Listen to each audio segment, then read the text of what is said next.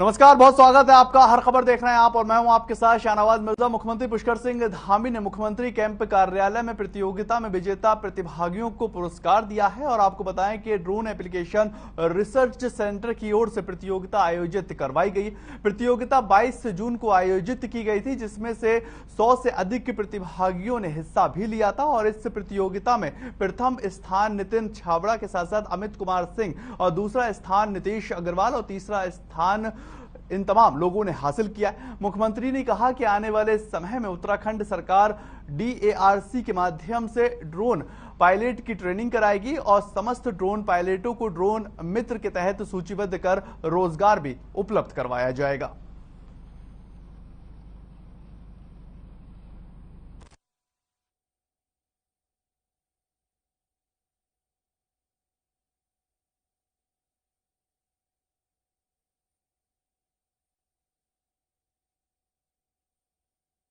तस्वीरें आप देखिए, DARC ने जो प्रतियोगिता करवाई थी उसको लेकर तमाम विजेताओं को पुरस्कार दिया गया है।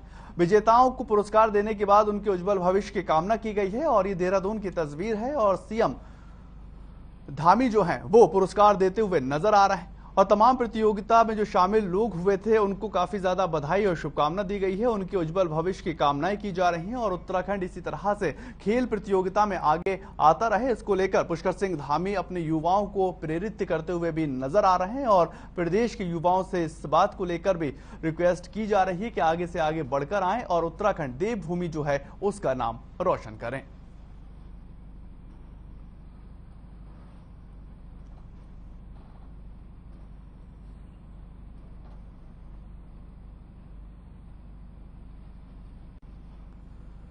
उधर उत्तराखंड के अंदर भारतीय जनता पार्टी के नए प्रदेश अध्यक्ष की नियुक्ति कर दी गई है और बद्रीनाथ से पूर्व विधायक महेंद्र भट्ट को भारतीय जनता पार्टी का नया प्रदेश अध्यक्ष बनाया गया।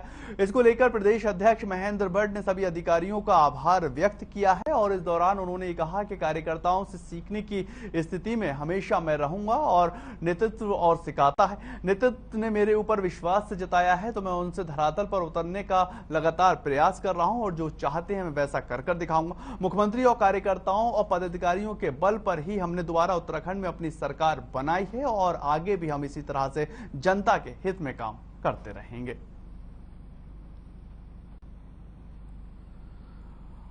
देहरादून बाद महेंद्र भट्ट को अब भारतीय जनता पार्टी ने अपना प्रदेश अध्यक्ष नियुक्त किया है। उन्होंने साफ तौर पर कहा कि उत्तराखंड की जनता को लेकर भारतीय जनता पार्टी जिस तरह से काम कर रही है आगे भी इसी तरह से लगातार काम करते रहेंगे। उन्होंने कहा कि 2 बार हम चुनाव लगातार जीते हैं और इसका पूरा श्रेय पार्टी के कार्यकर्ताओं को और इस राज्य की जनता को जाता है जिन्होंने हमारे काम को सराहा है। और उन्होंने हमारे ऊपर विश्वास जताया है कि आगे चलकर हम उत्तराखंड का विकास कर सकें। और हम यकीन दिलाते हैं कि प्रदेश में पार्टी होने के नाते इसी तरह से उत्तराखंड वासियों की लगातार विकास को लिए कार्य करते रहेंगे। और उन्होंने CM पुष्कर सिंह धामी का भी शुक्रिया अदा कहा कि धामी का चेहरा इस राज्य के लिए बहुत ज्यादा महत्वपूर्ण है और उनके ही इशारों या उनके ही चरणों को लेकर हम आगे बढ़ रहे हैं। जैसा वो चाहते हैं पार्टी वैसा कर रही है और उत्तराखंड का विकास लगातार हो सके इसको लेकर हम प्रयास भी कर रहे हैं।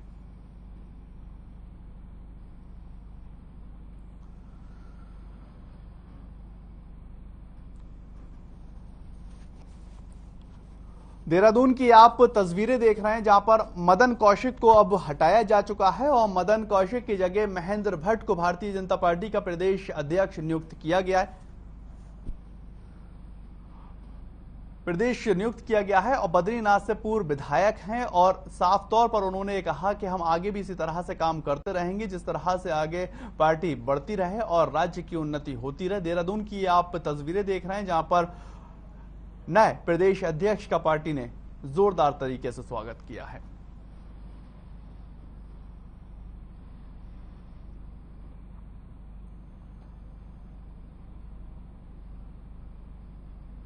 उधर शनिवार को भारतीय जनता पार्टी के नए प्रदेश अध्यक्ष महेंद्र भट्ट ने पूर्व अध्यक्ष मदन कौशिक से भी मुलाकात की है। आपको बताएं कि महेंद्र भट्ट ने मदन कौशिक से उनके आवास पर जाकर मुलाकात की। वहीं इस बीच उन्होंने पार्टी के आला कमान को भी धन्यवाद दिया है और कहा कि पार्टी आला कमान ने उन्हें महत्वपूर्ण जिम्मेदारी से नवाजा है और उनके अनुसार उनकी कोशिश ये रहेगी कि पार्टी को और मजबूत किया जाए और पार्टी धरातल पर और ज्यादा विकास कार्य करती नजर आए।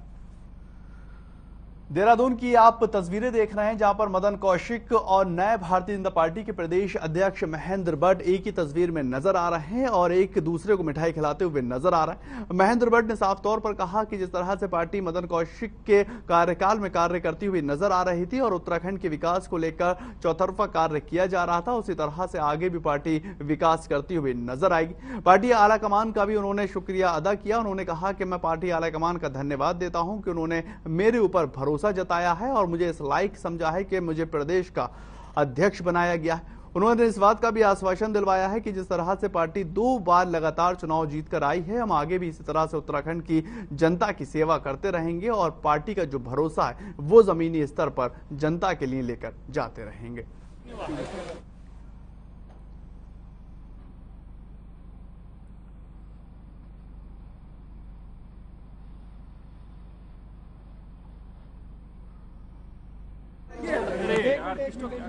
देहरादून की आप तस्वीरें साफ तौर पर देख सकते हैं। पार्टी आलाकमान का शुक्रिया अदा किया है, धन्यवाद किया है और बड़ी बात यहां पर यह रही क्योंकि 2 बार लगातार भारतीय जनता पार्टी उत्तराखंड में चुनाव जीती है और इससे पहले कभी ऐसा नहीं हुआ कि पार्टी लगातार 2 चुनाव जीतती हुई नजर आए, चाहे वो भारतीय जनता पार्टी हो या फिर कांग्रेस पार्टी हो। जब से ये देश, ये राज्य जो है नया बना है, जब से इसका गठन हुआ है, 5-5 साल जो है वो उत्तराखंड की जनता हर एक पार्टी को ये मौका देती है कि वो रूल करे और जनता के हित में, राज्य के हित में काम करती हुई नजर आए। लेकिन भारतीय जनता पार्टी अब उत्तराखंड की एक ऐसी इकलौती पार्टी हो गई है जिसने 2 बार लगातार काम किया है और जनता की सेवा करती हुई नजर आ रही है। और साफ तौर पर मदन कौशिक से आगे ले जाने की बात महेंद्र भट्ट जो है वो करते हुए नजर आ रहे हैं। बोले मदन कौशिक ने जहां पर काम छोड़ा है वहीं से भारतीय जनता पार्टी उस काम को आगे बढ़ाएगी।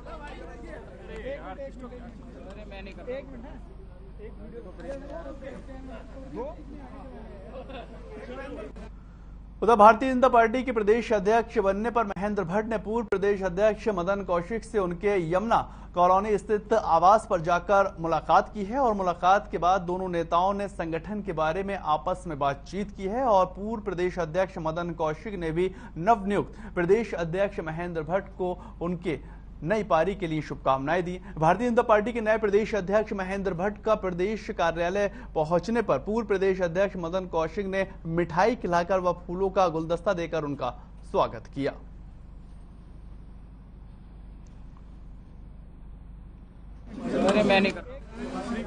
नए प्रदेश अध्यक्ष का स्वागत किया गया है। यहाँ पर मदन कौशिक के घर पर जो है वो नए प्रदेश अध्यक्ष पहुंचते हुए नजर आए और उनका गुलदस्ता देकर स्वागत किया गया। दोनों प्रदेश अध्यक्ष और एक पूर्व प्रदेश अध्यक्ष एक ही तस्वीर में यहां दिखाई दे सकते हैं। और आपको बताएं कि महेंद्र भट्ट इस बात को लेकर काफी सक्रिय भूमिका निभा रहे हैं कि उत्तराखंड में जो विकास है उसको लेकर किस तरह से कार्य किए जाएंगे और जो पार्टी है उसको जमीनी स्तर पर और ज्यादा मजबूत कैसे किया जाएगा। उन्होंने कहा कि जब 2 बार के चुनाव हुए हैं उसमें हमारी पार्टी के कार्यकर्ताओं का खून पसीना शामिल है और उनके ही बल पर पार्टी आज यहां तक पहुंचती हुई नजर आई। और हर एक कार्यकर्ता का शुक्रिया अदा करते हुए उन्होंने कहा कि प्रदेश अध्यक्ष होने के नाते मैं हर एक कार्यकर्ता को इस बात का आश्वासन दिलाना चाहता हूं कि पार्टी हमारा बेहतर करती हुई नजर आएगी और पार्टी को हम जितना मजबूत करेंगे उतना राज्य मजबूत होता हुआ नजर आएगा। उन्होंने साफ तौर पर कहा कि 2 बार चुनाव जीतने के बाद इस बार फिर पार्टी ने हमारे ऊपर भरोसा जताया है और हमें इसी तरह से प्रदेश का विकास करना होगा और आगे भी हम प्रदेश का विकास करते रहेंगे।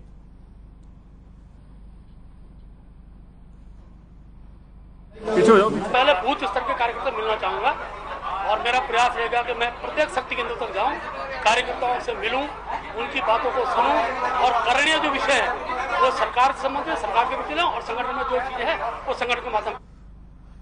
उधर नेता प्रतिपक्ष यशपाल आर्य हरिद्वार पहुंचे हैं और उसके बाद यशपाल आर्य ने हर की पीढ़ी पहुंचकर गंगा पूजन भी किया है। उसके बाद दाम कोठी पर कांग्रेस के नेताओं से मुलाकात की गई जहां पर उन्होंने राष्ट्रपति चुनाव के दौरान कांग्रेस से खेमे में हुई क्रॉस वोटिंग को गंभीर मामला बताया गया। उन्होंने कहा कि क्रॉस वोटिंग मामले की रिपोर्ट प्रदेश प्रभारी और संगठन महासचिव को भेजी गई है और जिन विधायकों ने पार्टी के निर्देश का उल्लंघन किया है उन्हें चिन्हित कर कड़ी से कड़ी कार्रवाई उनके खिलाफ की जानी है। वहीं इस बीच यशपाल आर्य ने तमाम बातों को लेकर भी जिक्र किया जिसमें महंगाई और बेरोजगारी का जिक्र किया गया है और कहा कि सरकार को राज्य सरकार इतनी महंगाई और बेरोजगारी दे दी है कि आगे चलकर काफी दिक्कतें बढ़ जाएंगी। महंगाई और बेरोजगारी को लेकर भी सरकार को घेरते हुए यशपाल आर्य नजर आए हैं और हरिद्वार पहुंचने के बाद यशपाल आर्य ने तमाम हर एक मुद्दे को छेड़ते हुए नजर आए। राज्य सरकार पर उन्होंने सीधा निशाना साधा है और उन्होंने ये कहा कि जिस तरह से बेरोजगारी और महंगाई बढ़ रही है, आने वाले दिनों में उत्तराखंड के अंदर बड़े पैमाने पर महंगाई और बेरोजगारी होती नजर आएगी।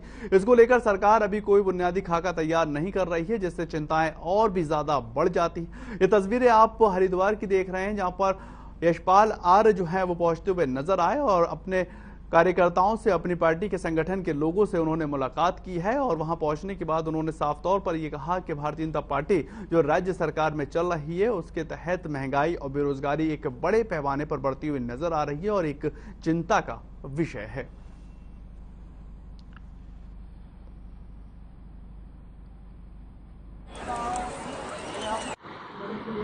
हमने पूरी विस्तृत रिपोर्ट प्रदेश प्रभारी को और जो हमारे संगठन महामंत्री हैं उन्हें भी प्रस्तुत की है, भेजी है। और निश्चित रूप से हम लोग चिन्हित करने जा रहे हैं। यह विषय बहुत गंभीर भी है और पार्टी के जो निर्देश हैं उसका खुला उल्लंघन भी है।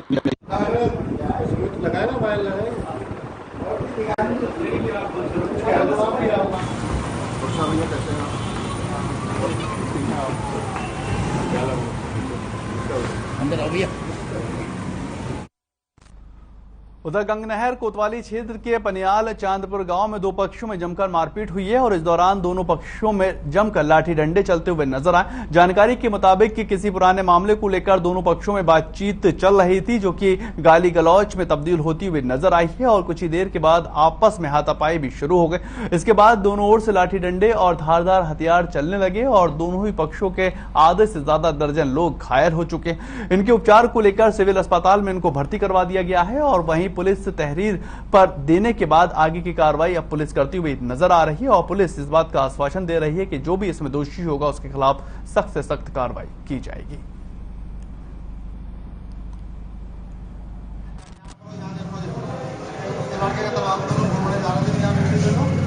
उन्होंने मेरे चाचा जो है बीड़ी लेने गए थे दुकान पे से आ रहे थे, गुजर रहे थे, जैसे अपने घर पे आए, पीछे से मेरा भाई आया और इन्होंने झगड़ा करा, मार उससे तलवार से और पलकटी से, गंडासों से।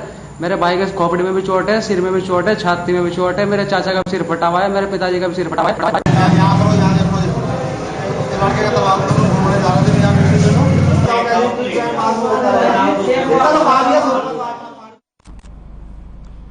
खबर ऋषिकेश से है, जहां पर ऋषिकेश बैराज जलाशय में एसडीआरएफ की टीम ने एक शव को बरामद कर लिया है और शव की शिनाख्त अभी नहीं हो पाई है। एसडीआरएफ के निरीक्षक काविंद सजवाड़ा ने बताया है कि लक्ष्मण झूला थाना पुलिस में यह सूचना दी गई थी कि बैराज जलाशय में एक शव दिखाई दिया।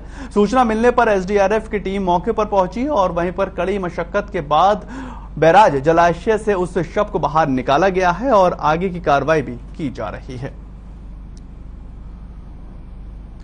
ऋषिकेश की ये पूरी घटना है, जहां पर एक शव मिलने से हड़कंप मचता हुआ नजर आया और एसडीआरएफ की टीम को वो शव बरामद कर लिया है और उसके बाद जो है आगे की तफ्तीश करती हुई पुलिस अब नजर आ रही है। जैसे ही एसडीआरएफ की टीम को सूचना दी गई कि एक शव जो है वो जलाशय में मिला है और उसके बाद टीम का गठन किया गया और एसडीआरएफ की टीम जो है मौके पर पहुंचती हुई नजर आई और शव को बरामद कर लिया गया। आपको बताएं, ऋषिकेश बैराज का ये पूरा मामला है, जहां पर युवक का शव मिलने से हड़कंप मचता हुआ नजर आया है और अभी तक इस शव की जो है वो शिनाख्त नहीं की जा चुकी है। आगे पुलिस इसको लेकर कार्रवाई कर रही है और पुलिस इस बात का आश्वासन दे रही है कि हर एक पहलू की तफ्तीश इसमें की जाएगी।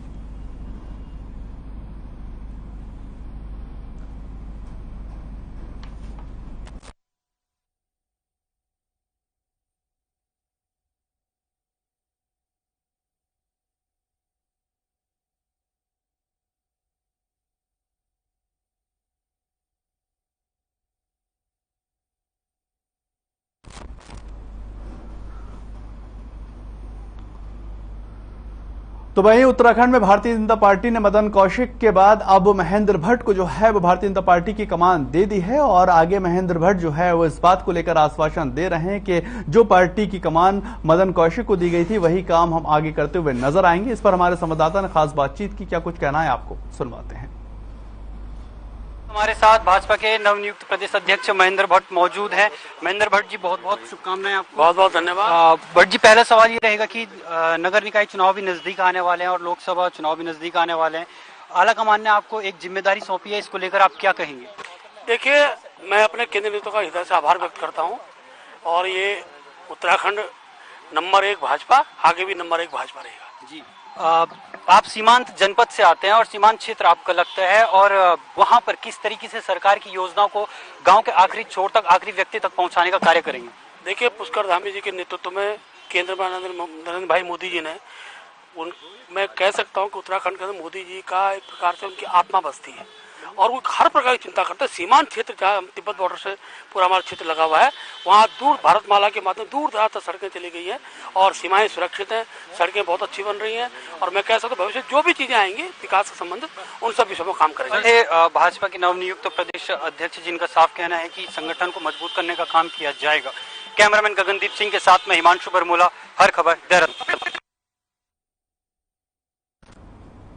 तो उधर बागेश्वर के आसो गांव में एक दिल दहलाने वाला मामला निकलकर सामने आया है। आपको बताएं कि एक बुजुर्ग महिला को गुलदार ने अपना निवाला बना लिया। बताया ये जा रहा है कि महिला अपने घर के अंदर रात का खाना बना रही थी, तभी गुलदार ने अचानक उस पर हमला कर दिया और उसे घसीटता हुआ खेतों की तरफ ले गया और बुजुर्ग महिला के सर को धड़ से अलग कर दिया। और वहीं घटना की सूचना मिलते ही वन विभाग की टीम गाँव पहुंचती हुई नजर आई और मामले की जाँच करती हुई नजर आ रही है। बागेश्वर की ये आप पूरी घटना देख रहे हैं जहां पर सुबह ही महिला का शव मिला है और गुलदार का आतंक जो है वो देखने को मिला। खबर ये भी आ रही है कि महिला का जो सर था वो धड़ से अलग किया गया।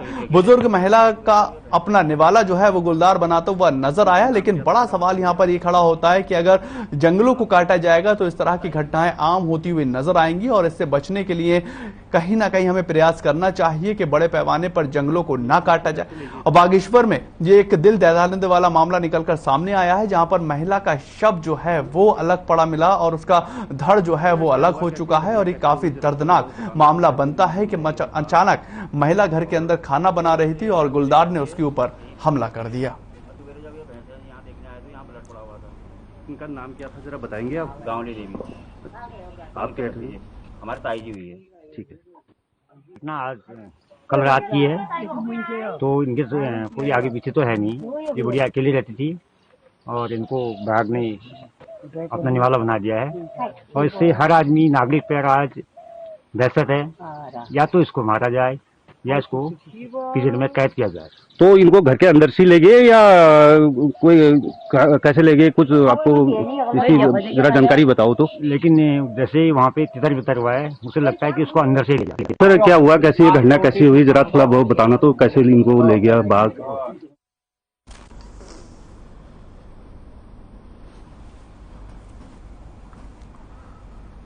उधर बागेश्वर के गरुड़ क्षेत्र में एक कार गधेरे में बह गई है और कार में 2 लोग सवार हो गए थे और दुर्घटना की सूचना ग्रामीणों ने तत्काल पुलिस को दे दी। देर रात तक पुलिस ने ग्रामीणों की मदद से रेस्क्यू ऑपरेशन भी चलाया है और कई घंटों की मशक्कत के बाद आखिरकार कार में फंसे 2 युवकों को सुरक्षित बाहर निकाला गया। एक व्यक्ति को गंभीर चोटें लगने से उसको अस्पताल में इलाज के लिए रेफर करवा दिया गया है और इलाज के लिए 108 के माध्यम से अस्पताल भेजा गया था और आगे की तफ्तीश भी पुलिस कर रही है। बागेश्वर की ये तस्वीरें आप देख रहे हैं जहां पर 2 युवकों को बचाने का प्रयास किया गया और वो प्रयास जो है वो सफल होता हुआ नजर आया। एक युवक को अब अस्पताल में भर्ती करवा दिया गया है और वहां पर उसका इलाज चल रहा है। पानी के एक तेज बहाव से जो कार है वो बहती हुई नजर आई है क्योंकि बारिश और तेज बहाव जो है वो बड़े पैमाने पर बढ़ता हुआ नजर आ रहा है। उत्तराखंड को लेकर मौसम विभाग येलो अलर्ट जो है वो जारी कर चुका है क्योंकि बारिश 3 से 4 दिन एक बड़े पैमाने पर पड़ती हुई नजर आएगी और ये घटनाएं घटित ना हो इसको लेकर प्रयास ये किया जा रहा है कि बहुत जरूरी काम हो तभी लोग घर के बाहर निकलें। 2 युवक इस बहाव में बहते हुए नजर आए और उसके बाद रेस्क्यू ऑपरेशन चलाया गया जिसमें एक युवक को अब अस्पताल में भर्ती करवा दिया गया है और पानी के तेज बहाव की वजह से ये कार जो है वो बहती हुई नजर आई थी।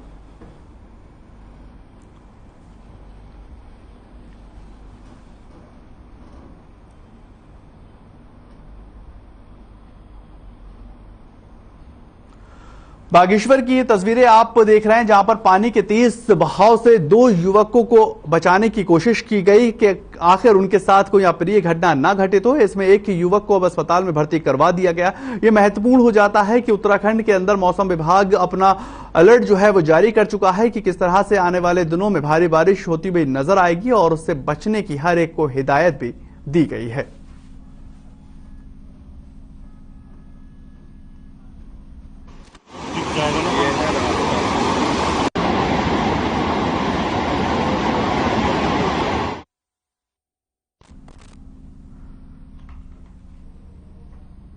उधर उत्तराखंड के कई ऐसे पौराणिक स्थल हैं जिनको देखने के लिए पूरे विश्व से पर्यटन जो है वो उत्तराखंड का रुख करते हुए नजर आते हैं। रुद्रप्रयाग में भगवान शिव के सबसे बड़े पुत्र भगवान कार्तिकेय का प्रसिद्ध मंदिर भी है और पर्यटन विभाग देश के दक्षिणी हिस्सों से इस मंदिर के प्रचार और प्रसार की तैयारियां कर चुका है। उत्तराखंड पर्यटन को बढ़ावा देने के लिए पर्यटन विभाग इसके लिए प्रचार प्रसार लगातार कर रहा है ताकि ज्यादा से ज्यादा लोग उत्तराखंड का रुख करते हुए नजर आए। दरअसल उत्तराखंड में रुद्रप्रयाग में पोखरी गांव में भगवान शिव के बड़े पुत्र भगवान कार्तिकेय का प्राचीन मंदिर है और तमिलनाडु में राज्य को देवता का दर्जा भी दिया गया। दक्षिण में भी भगवान कार्तिकेय को कार्तिकेय मुरुगन और उनके नाम से पूजा जाता है और यही नहीं, पूरी दुनिया में जहां भी तमिल मूल के लोग रहा करते हैं वहां भगवान कार्तिकेय मुरुगन की पूजा की जाती है। और पर्यटन मंत्री सतपाल महाराज ने रुद्रपुर के इस प्राचीन मंदिर का प्रचार प्रसार करने की बात भी कही है।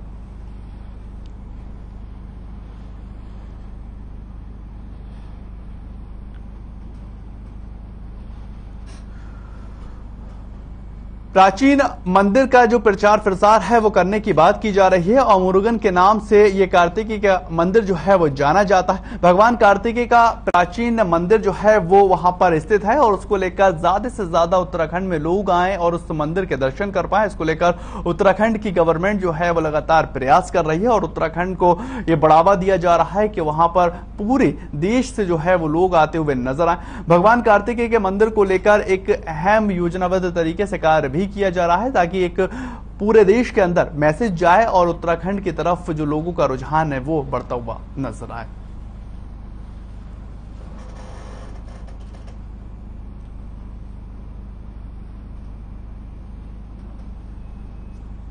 एक महत्वपूर्ण स्थल जिसको हम कार्तिकेय स्वामी कहते हैं, उसका हम प्रचार प्रसार करने जा रहे हैं और आपके केरला में और तमिलनाडु में मुरुगन स्वामी को, कार्तिकेय स्वामी को बहुत उनकी मान्यता है, उनको माना जाता है। तो निश्चित रूप में यहाँ से कार्तिकेय स्वामी जब माता पार्वती से नाराज हो गए और उन्होंने कहा कि मैं तो पृथ्वी की परिक्रमा करके आया हूँ आपके पास, आपने गणेश को सबका मुखिया बना दिया, तो यहाँ से वो फिर साउथ चले जाते हैं।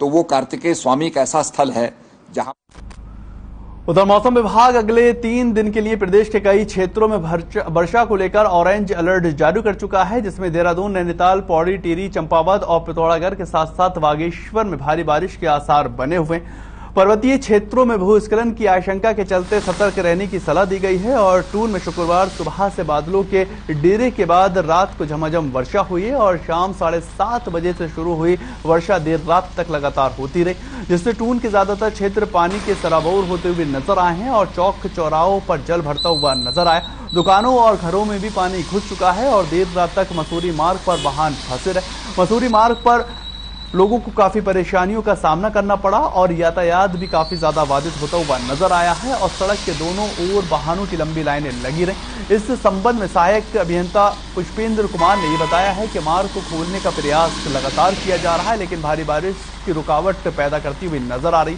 उधर कुमाऊं में हल्की बारिश के बीच में ही सीमांत पिथौरागढ़ जिले में दिक्कतें बढ़ रही हैं और शुक्रवार शाम को धाराचूला के एलधारा में भूस्खलन से तमाम खतरे बढ़ रहे हैं और इधर सरकार और प्रशासन के विरुद्ध लोगों का आक्रोश भी बढ़ रहा। डीएम ने संबंधित अधिकारियों को मौके पर जाकर बचाव और राहत कार्य चलाने के निर्देश दे दिए हैं और बागेश्वर जिले में 10 और नैनीताल जिले में 11 सड़कें प्रभावित होती हुई नजर आई हैं।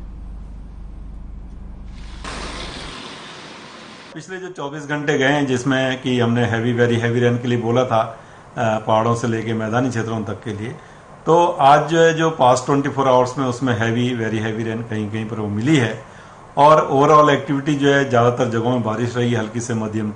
तो उसकी वजह से जो मानसून की एक्टिविटी है आज जो पास्ट 24 आवर्स की, तो एक्टिव मानसून जो है पास्ट 24 आवर्स में रहा है। तो अच्छी एक्टिविटी मिली है। और आज अब अगर बात करें 30 तारीख को, कल 31 को और परसों 1 तारीख तक को भी या 2 तारीख तक अगस्त की भी जाएंगे। चलिए फिलहाल इस बुलेटिन में इतना ही। ताज़ा खबरों के लिए आप लगातार बने रहें हर खबर के साथ।